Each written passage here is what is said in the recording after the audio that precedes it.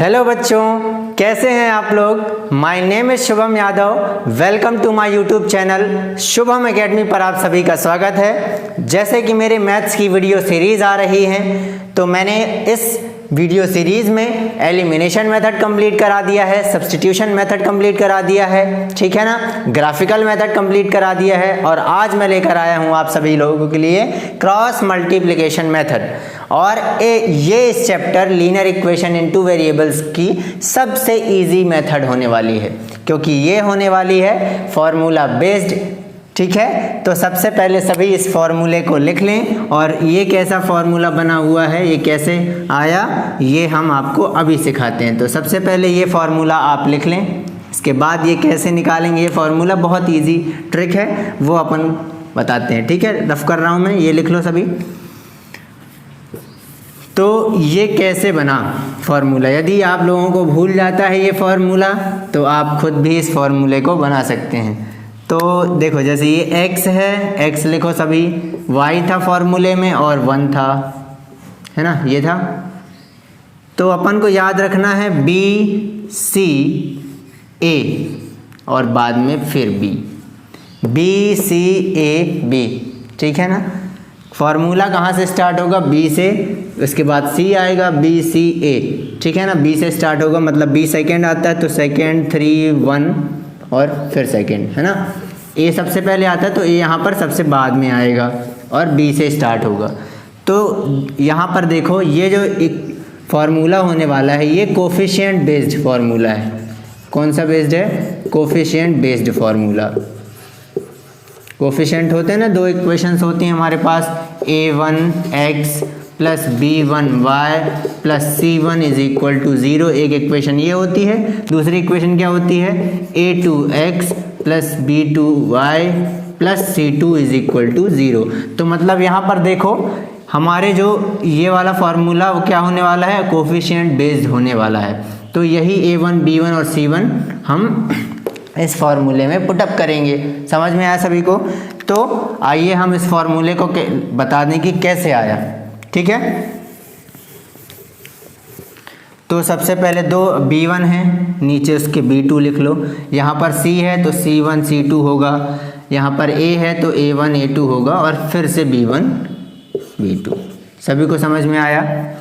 अब क्या करेंगे, इसका इंटू इसका माइनस इसका इंटू इसका। कैसे था, x ऊपर है अपॉन b1 c2, यही था b1 c2 minus b2 c1, यही था ना फॉर्मूले में, b1 c2 minus b2 c1, है ना, अपॉन ये देखो y। अब ऐसा y अपॉन कैसा होगा, c1 a2, है ना, c1 a2, और फिर ये माइनस c2 a1। इस डायग्राम के थ्रू हम याद कर सकते हैं। फिर a1 b2 इक्वल टू रहेगा बीच में, और 1 था ऊपर, 1 upon a1 b2 minus a2 b1, है ना, इजी फॉर्मूला बन गया। देखो यहाँ से हम चले b1 c2 minus b2 c1, फिर y में आ गए तो c1 a2 minus c2 a1, फिर 1 में चले गए तो a1 b2 minus a2 b1। तो फार्मूला ऐसे बना है, ठीक है। और ये जो a1 a2 c1 c2 b2 जितने भी हैं, कोफिशिएंट हैं इक्वेशन की। क्या हैं, कोफिशिएंट हैं इक्वेशन के। तो फार्मूला सभी को बनाना समझ में आ गया होगा, आई होप आप लोगों को आ गया होगा। x y और 1 रख लेना, b1 b2 c1 c2 a1 a2 और b1 b2, ठीक है, b c a b, ठीक। ऐसा रख के हम फार्मूला खुद ही बना सकते हैं, ठीक है। x y और 1 ऊपर रख लेना, तो सबसे पहले x के अपॉन में होगा, फिर y के अपॉन में होगा, फिर 1 के अपॉन में होगा। समझ में आया सभी को। अब एक क्वेश्चन करते हैं, तो ये बातें क्लियर हो जाएंगी, ठीक है। रफ करूं, एक क्वेश्चन करते हैं अपन इसका, तो ये बात क्लियर हो जाएगी फार्मूले में कैसे क्या पुटअप करना है, ठीक है। तो इक्वेशन लिख लेते हैं अपन, लिखिए equation 2x plus y is equal to 5, दूसरी इक्वेशन लिखी है 3x plus 2y is equal to 8। अब बेटा इस मेथड के लिए मैं आप लोगों को बता दूं, मैंने अभी बताया भी था कि ये जो मेथड है वो कोफिशिएंट बेस्ड मेथड है, मतलब इसमें कोफिशिएंट की वैल्यू बहुत मायने रखती है। तो हम क्या करते थे, ग्राफिकल मेथड में हम कोफिशिएंट से चेक कर लेते थे कि इक्वेशन का सॉल्यूशन है कि सॉल्यूशन नहीं है। तो इसमें हम हर एक क्वेश्चन में सबसे पहले क्या करेंगे, सॉल्यूशन चेक कर लेंगे। किससे चेक करते थे, रेशियो से, है ना, कोफिशिएंट के रेशियो से चेक करते थे। तो यहाँ पर इनकी वैल्यू सबसे पहले लिख लो। तो a1 क्या है, 2 है, b1 क्या है, 1 है, जहाँ पर कुछ नहीं होता तो 1, और c1 इक्वेशन किस टाइप की होती है, ax plus by plus c के फॉर्म में इक्वल टू 0। तो ये इस तरफ आ जाएंगे तो क्या हो जाएगा, 2x plus y minus 5 is equal to 0। तो c की वैल्यू क्या आ जाएगी, -5। c की वैल्यू क्या आ जाएगी, -5। समझ में आया, ऐसे c1 की, सॉरी, ऐसे इसकी भी आ जाएगी। तो a2 की वैल्यू क्या हो गई, 3, b2 की वैल्यू क्या हो गई, 2, और 8 इस तरफ आएंगे तो c2 की वैल्यू क्या हो जाएगी, -8। सभी को समझ में आया बेटा, इनके कोफिशिएंट निकल आए इक्वेशंस के, दोनों इक्वेशंस के। अब हम इनका रेशियो चेक कर लेते हैं। रेशियो चेक करना क्यों ज़रूरी है, क्योंकि हमको पता करना है कि इन दोनों इक्वेशन का सॉल्यूशन है कि नहीं है। तो a1/a2 निकालो तो 2/3 है ना। दूसरा b1/b2, जिन्होंने ये ग्राफिकल मेथड का लेक्चर नहीं देखा है वो मेरे फर्स्ट लेक्चर, दूसरा लेक्चर दोनों देखें, ज़रूर देखें। मैथ्स का फर्स्ट लेक्चर और दूसरा लेक्चर, उसकी लिंक आपको डिस्क्रिप्शन बॉक्स में मिल जाएगी। b1/b2 तो क्या आ जाएगा, 1/2। यहीं से पता चल गया, देखो यहाँ पे लिख लेते हैं, a1/a2 इक्वल नहीं है b1/b2 के, है क्या, देखो बराबर नहीं है ना, इक्वल नहीं है, मतलब इस इक्वेशन का सॉल्यूशन होगा। और कैसा सॉल्यूशन होगा, यूनिक, मतलब एक सॉल्यूशन होगा, है ना, यूनिक सॉल्यूशन होगा, एक सॉल्यूशन होगा, मतलब इस इक्वेशन का सॉल्यूशन है, मतलब हम इसको सॉल्व करेंगे। समझ में आया सभी को, आगे सॉल्व करते हैं, ठीक है। सॉल्यूशन हमको पता चल गया कि इक्वेशन का सॉल्यूशन है, तो इसको रफ कर दो, बाकी इनकी वैल्यू लिखे रहने दो, ठीक है।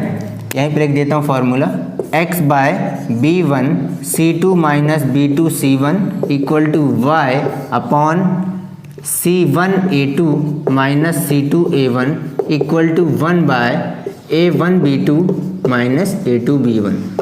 यही फार्मूला था।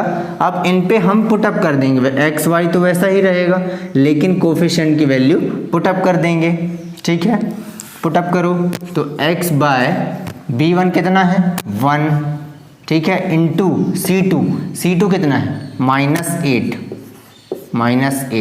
अब फिर माइनस है बीच में, b2 कितना है, 2 है, 2 इंटू, और c1 कितना है, -5।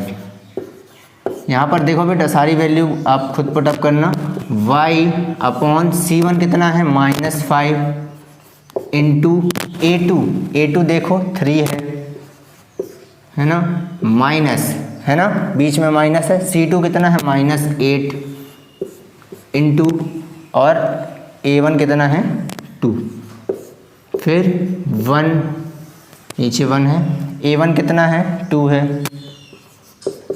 और b2 कितना है, 2 है,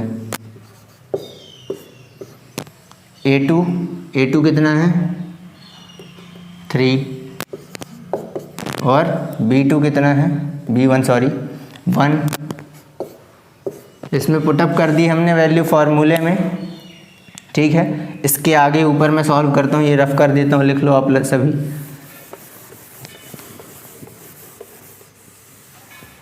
है ना। तो देखो x बाय क्या आ जाएगा, -8, 1 से इंटू करेंगे तो -8, ठीक है, इधर भी माइनस है, और इधर क्या आएगा, -10, है ना, equal to 5 to 10 -10, y upon ये आएगा 5 3 -15 -16 अपॉन इक्वल टू 1/2 2 4 -3 इंटू 1, है ना। अब इनको सॉल्व कर लो तो x ये आ जाएगा -8 और ये माइनस माइनस हो जाएंगे प्लस, ठीक है।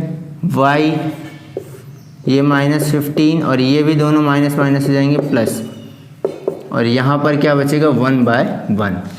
यहाँ तक सभी को समझ में आया? नीचे रफ कर दूँ।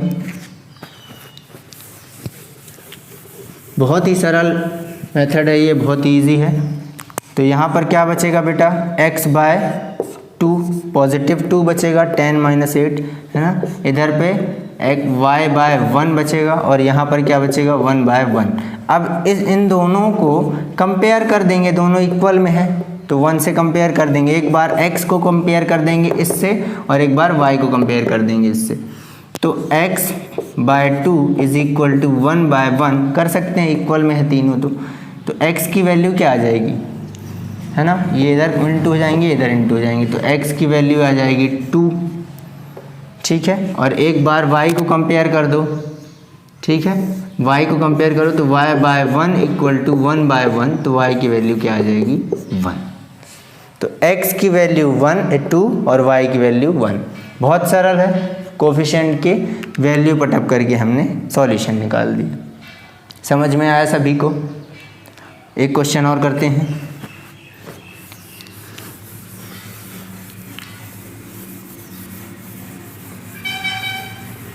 अब देखते हैं बेटा इस क्वेश्चन, हमने क्या बोला है, सभी क्वेश्चंस को पहले चेक कर लेना है कि उनके सॉल्यूशंस हैं कि सॉल्यूशन नहीं है, क्योंकि ये इस मेथड में बहुत कन्फ्यूज़न होती है। हम पहले चेक नहीं करते कि सॉल्यूशन है कि नहीं है और बाद में सॉल्यूशन नहीं होता तो हम फंस जाते हैं क्वेश्चन में। देखो जैसे अगला क्वेश्चन मैं ले रहा हूँ, x - 3y, ठीक है, -3 = 0। दूसरी इक्वेशन है 3x - 9y - 2 = 0, ठीक है। दो इक्वेशन है, तो सबसे पहले a1 a2 की वैल्यू ले लो। a1 की वैल्यू है 1, b1 की वैल्यू है -3 और c1 की वैल्यू है -3। ऐसी a2 की वैल्यू है 3, b2 की वैल्यू क्या है -9, ठीक है, और c2 की वैल्यू क्या है -2। तो सबसे पहले इनको चेक कर लो कि इनकी इक्वेशन है नहीं, तो a1/a2 का रेशियो 1/3, b1/b2 का रेशियो -3/-9, तो ये भी क्या आ जाएगा 1/3, है ना। ऐसी c1/c2 का आ जाएगा -3/2, तो ये दोनों कैंसिल। तो देखो यहाँ पर a1 a2 और b1 b2 इक्वल है, लेकिन c1/c2 इक्वल नहीं है। इस कंडीशन में क्या होता है, इस कंडीशन में क्या होता है, जहाँ पर C1 C2 इक्वल नहीं होता, इसका कोई भी सॉल्यूशन नहीं होता, और यहीं से हम कर देंगे क्वेश्चन को stop. There is no solution in this equation, इन दोनों इक्वेशन का कोई भी सॉल्यूशन नहीं है, यहीं से आंसर हो गया। यही मैं कह रहा था कि पहले हमको इक्वेशंस को चेक करना है कि उनके सॉल्यूशन नहीं है कि नहीं है, तो इसका इक्वेशन का सॉल्यूशन नहीं है, ठीक है ना। इस बात से हमको पता चल गया, इस फॉर्मूले से पता चल गया। ये मैंने कहाँ समझाया था, लेक्चर नंबर 2 में समझाया था। जिन्होंने नहीं देखा है तो वो ज़रूर जाकर देख लें। समझ में आया सभी को? तो नेक्स्ट इक्वेशन पे चलते हैं, ठीक है। इसके मैं ज़्यादा क्वेश्चन नहीं लगवाने वाला हूँ, आज ही क्रॉस मल्टीप्लिकेशन मेथड कंप्लीट हो जाएगी। ये इसका मेन इंपॉर्टेंट क्वेश्चन जो आता है वो आता है, ठीक है, कोफिशिएंट की वैल्यू फाइंड करना। कई जगह कोफिशिएंट की वैल्यू नहीं दी होती है तो हमको फाइंड करना होता है। तो क्वेश्चन लिखो बेटा, क्वेश्चन दिया है 3x + y = 1, दूसरा दिया हुआ है 2k - 1 x + k - 1 y = 2k + 1। यहाँ पर कह रहा है find the value of k। ये इक्वेशन, ये जो मेथड है मेनली ऐसे क्वेश्चंस के लिए बनी है। सभी को समझ में आ गया? दो इक्वेशन से कोफिशिएंट में वैल्यू पुटअप करो और आंसर निकाल दो, कंपेयर करके। x को कंपेयर करो लास्ट वाले 1 से और ऐसे ही y को कंपेयर करके 1 से निकाल देंगे। देखो इससे निकालेंगे k की वैल्यू। तो सबसे पहले मैंने क्या कहा है, इनको चेक करना है कि इनके सॉल्यूशन है कि नहीं, ठीक है ना। और क्वेश्चन में लिखा हुआ है, क्वेश्चन में लिखा है कि इसका क्या है कि नो सॉल्यूशन है, लिखा है क्वेश्चन में find the value of k if no solution for this equation. पहले से ही क्वेश्चन में लिखा हुआ है कि इन दोनों इक्वेशंस में कोई भी सॉल्यूशन नहीं है। तो बोल रहा है के की वैल्यू फाइंड करना है, तो फिर कैसे करेंगे जब सॉल्यूशन ही नहीं, तो आगे कैसे सॉल्व करेंगे? तो बहुत सरल है। उसी कंपैरिजन से देखो, कंपैरिजन क्या था, a1/a2 था इक्वल टू b1/b2 था, नॉट इक्वल टू c1/c2 था। हमको पहले से ही पता है नो सॉल्यूशन की कंडीशन ये है, तो भाई इन दोनों को कंपेयर कर देते हैं, देखते हैं के की वैल्यू निकलती है कि नहीं निकलती। हमको क्रॉस मल्टीप्लिकेशन लगाने की ज़रूरत ही नहीं पड़ेगी, कहो, है ना, ऐसा हो सकता है। तो इस कंडीशन में रखते हैं। तो पहले a1 a2 की वैल्यू निकाल लेते हैं। क्वेश्चन में पहले से लिखा है find the value of k if no solution for this equation. इस इक्वेशन में यदि कोई भी सॉल्यूशन नहीं है तो के की वैल्यू आप निकालें। तो a1 की वैल्यू लिख लेते हैं। a1 की वैल्यू है 3, b1 की वैल्यू है 1 और c1 की वैल्यू भी -1। ये इधर आके -1 हो जाएंगे। दूसरा a2 की वैल्यू है 2k -1, ऐसे b2 की वैल्यू है k -1 और c2 की वैल्यू है, ये इधर जाएंगे तो -2k -1 ऐसे हो जाएगा ना। ये +2k है +1 है तो उधर आगे ऐसा निकल आएगा।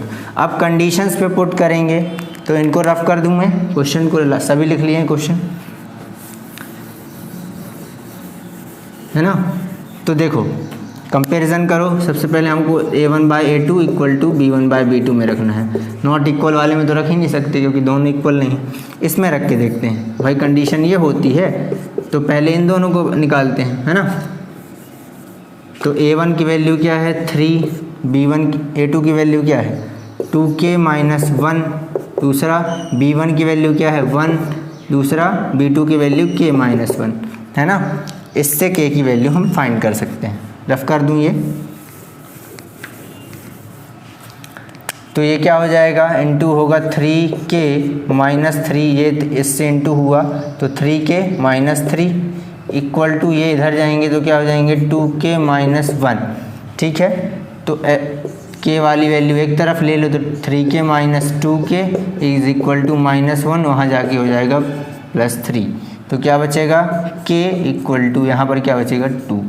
k की वैल्यू हमने क्या कर ली, फाइंड कर ली। समझ में आया? आगे कोई क्रॉस मल्टीप्लिकेशन लगाना पड़ा क्या? नहीं पड़ा। k की वैल्यू निकल आई, 2 निकल आई। तो ऐसे ही क्वेश्चंस के लिए ये मेथड का हम यूज़ करते हैं, और सभी जो मेथड जो फार्मूला बना हुआ है उसमें आप पुटअप करके निकाल सकते हैं कोफिशिएंट की वैल्यू, ठीक है। तो आज के लिए लेक्चर इतना ही, और आज क्रॉस मल्टीप्लिकेशन कंप्लीट होता है, ठीक है। इसके ज़्यादा क्वेश्चंस मैं नहीं लगवा रहा हूँ क्योंकि आपसे अब मेथड सॉल्व करते आने लगी है। तो यदि आप लोगों को लेक्चर अच्छा लगा हो तो आप चैनल को सब्सक्राइब करें, वीडियोस को पे कमेंट करें, लाइक करें। यदि आपको कोई कन्फ्यूज़न है तो कमेंट करके बता सकते हैं। आप इंस्टाग्राम में भी मुझे फॉलो कर सकते हैं, ईमेल भी कर सकते हैं आप, ठीक है। Thank you very much.